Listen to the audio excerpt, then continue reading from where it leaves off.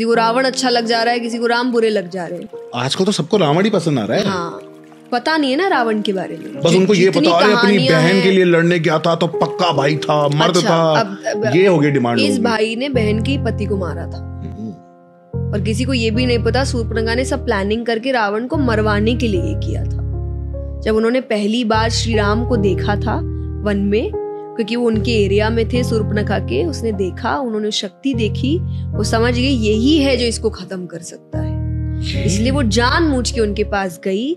फिर वो सारे कथाएं हुई, फिर वो अपने भाई के पास आई, फिर भाई को भड़काया कि उनके साथ जो पत्नी है वो अति सुंदर है, वो तो लंका की महारानी होनी चाहिए। तो वो एक तो बहन के कोई बदले के लिए गया नहीं था, उसे था अपने लंका को और शानदार बनाना, वो शानदार सुंदर रानियों से बन सकता है, तो वो इन चीजों के लिए गया। दूसरा, ये भी अगर किसी को नहीं पता है, he was a rapist, please go and read about it.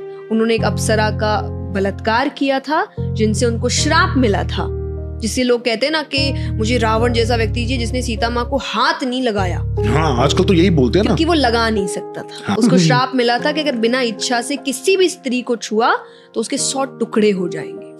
इसीलिए he tried his level best. उन्होंने राम जी का रूप भी लिया सीता माता के सामने कि वो उस बहकावे में आके अपने आप को समर्पित कर दे।